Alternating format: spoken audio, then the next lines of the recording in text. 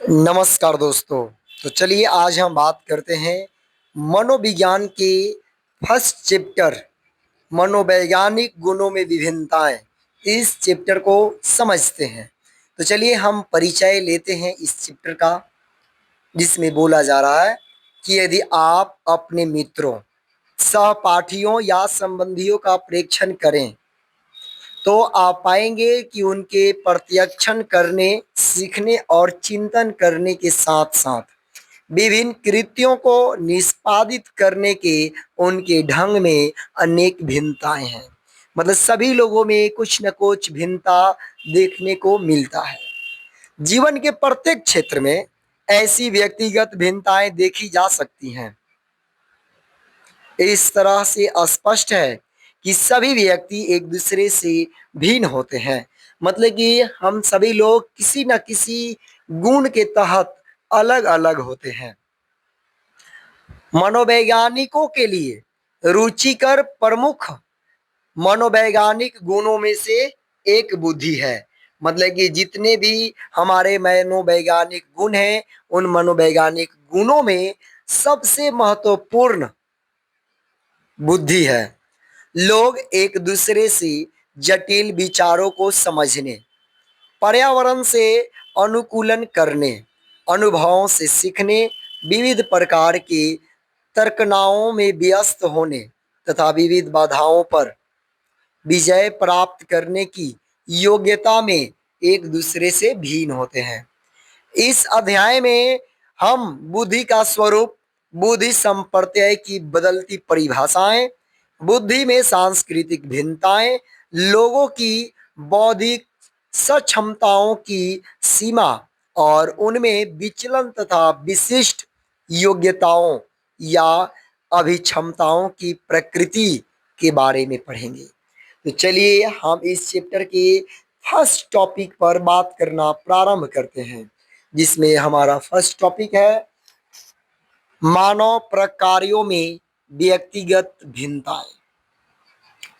विभिन्न प्रजाति के प्राणियों में तथा किसी एक ही प्रजाति के प्राणियों में भी समान ढंग की व्यक्तिगत भिन्नताएं पाई जाती हैं। विभिन्नताओं के कारण ही प्रकृति में आकर्षण तथा सौंदर्य होता है।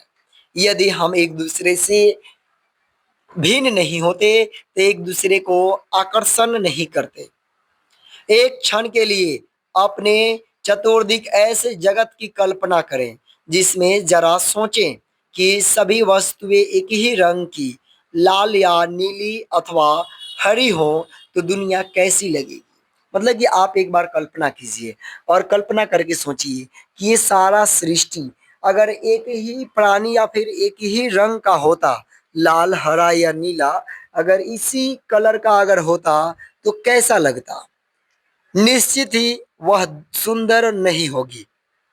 पूरी संभावना है कि आपका उत्तर नहीं होगा और न आप ऐसे संसार में रहना ही चाहेंगे।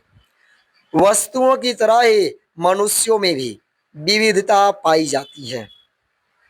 प्रत्येक व्यक्ति में भिन्न भिन्न विशेषकों का सम्मिश्रण होता है। मतलब सभी मनुष्य एक जैसे नहीं होते, उन सभी में कुछ न कुछ अलग अलग विशेषताएं पाई जाती हैं। विचलनशीलता या विभिन्नता एक प्राकृतिक तथ्य है और व्यक्ति इसके अपवाद नहीं है।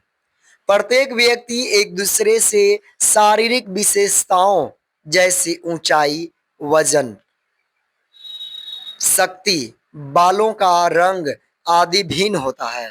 मतलब कुछ न कुछ प्रत्येक व्यक्ति का एक दूसरे से अलग होता है। मनोवैज्ञानिक विशेषताओं में भी विभिन्नताएं पाई जाती हैं।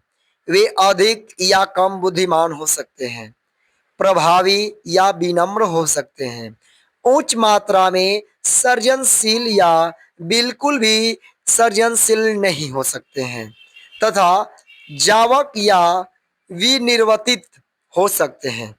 विभिन्नताओं की सूची बहुत लंबी हो सकती है।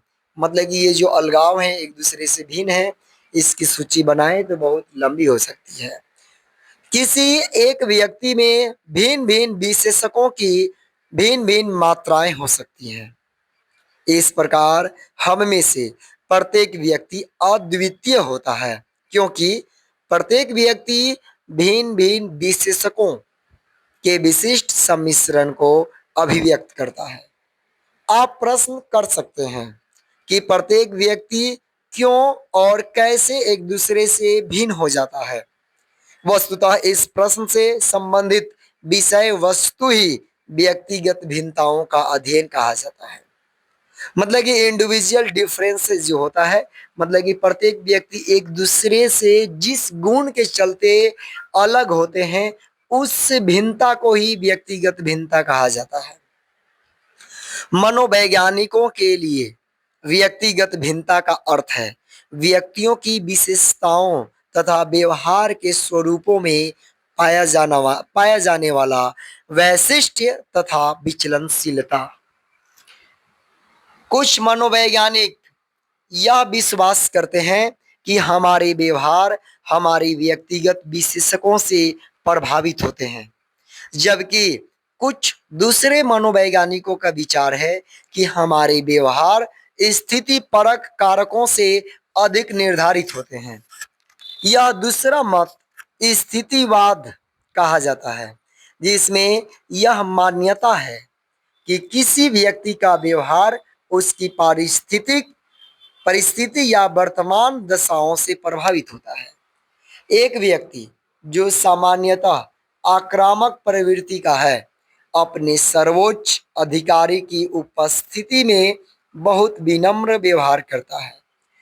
कभी कभी स्थितियों का प्रभाव इतना शक्तिशाली होता है कि व्यक्तित्व के भिन्न भिन्न विशेषकों को रखने वाले लोगों का व्यवहार लगभग समान होता है। स्थितिवादी परिप्रेक्ष्य बाह्य कारकों के प्रभाव को मनुष्य के व्यवहार के लिए अपेक्षाकृत अधिक प्रभावकारी होता है मानता है। अब हम बात करते हैं नेक्स्ट टॉपिक पर, मनोवैज्ञानिक गुणों का मूल्यांकन। यानी मनोवैज्ञानिक गुणों का मूल्यांकन हम कैसे कर सकते हैं। व्यक्ति के मनोवैज्ञानिक गुणों का संबंध बहुत सरल घटना जैसे किसी उद्दीपक के प्रति अनुक्रिया करने में लगने वाला समय अर्थात प्रतिक्रिया काल से भी होता है, और बहुत अधिक व्यापक संप्रत्यय जैसे प्रसन्नता से भी होता है। मापन करने योग्य समस्त मनोवैज्ञानिक गुणों को परिभाषित करना और उनकी सूची बना पाना एक कठिन कार्य है। किसी मनोवैज्ञानिक गुणों को समझने का पहला चरण उसका मूल्यांकन करना है। मूल्यांकन करने का अर्थ व्यक्ति के मनोवैज्ञानिक गुणों का मापन करने से होता है। मापन के अंतर्गत व्यक्तियों के गुणों की तुलना करने की अनेक मानक विधियां अपनाई जा सकती हैं।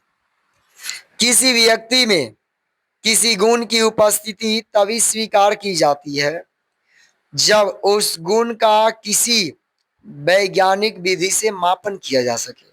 उदाहरण के लिए, जब हम कहते हैं कि हरीश एक प्रभावी व्यक्ति है, तो हम हरीश में प्रभाविता होने की मात्रा का संकेत करते हैं।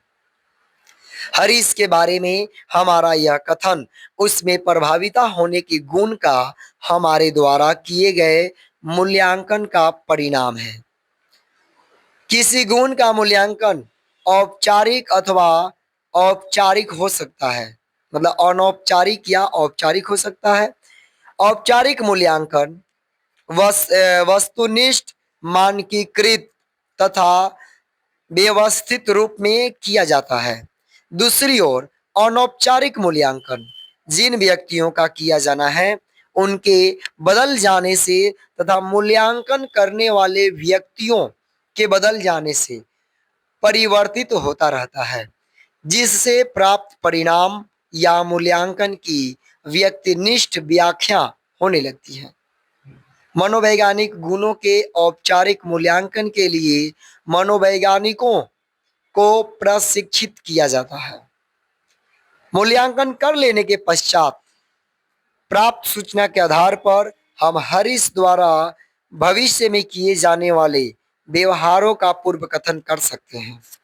हम यह पूर्व कथन कर सकते हैं कि यदि भविष्य में हरीश को किसी दल का नेतृत्व करने का अवसर दिया गया तो उसके एक सत्तावादी नेता होने की संभावना अधिक होगी। यदि हमें अपूर्व कथन के अनुसार उत्पन्न स्थिति ग्राह्य नहीं है तो हम इसमें हस्तक्षेप करते हुए हरीश के व्यवहारों में परिवर्तन लाने का प्रयास कर सकते हैं।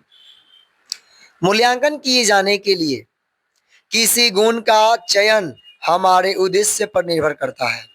यदि हम किसी कमजोर विद्यार्थी द्वारा परीक्षण में अच्छा निष्पादन करने में सहायता करना चाहते हैं तो हमें उसकी बौद्धिक शक्ति तथा कमजोरियों का मूल्यांकन करना होगा। यदि कोई व्यक्ति अपने परिवार तथा पड़ोस के सदस्यों के साथ समायोजन नहीं कर पा रहा है तो हम उसके व्यक्तित्व विचारकों के मूल्यांकन पर विचार कर सकते हैं। यदि व्यक्ति के अभिप्रेरणा की मात्रा बहुत कम है तो हम उसकी अभिरुचियों तथा वरीयताओं का मूल्यांकन कर सकते हैं। व्यक्तियों के योग्यताओं, व्यवहारों और व्यक्तिगत गुणों के मनोवैज्ञानिक मापन में व्यवस्थित परीक्षण की विधियों का उपयोग किया जा सकता है या फिर हम कर सकते हैं। अब हम देखेंगे अगला टॉपिक, मनोवैज्ञानिक गुणों के कुछ क्षेत्र, कि मनोवैज्ञानिक गुणों के कौन कौन से क्षेत्र हो सकते हैं। तो मनोवैज्ञानिक गुणों के क्षेत्र, इस टॉपिक को हम लोग नेक्स्ट वीडियो में कवर करेंगे। अभी के लिए इतना ही, फिर मिलते हैं हम लोग नेक्स्ट वीडियो में। धन्यवाद।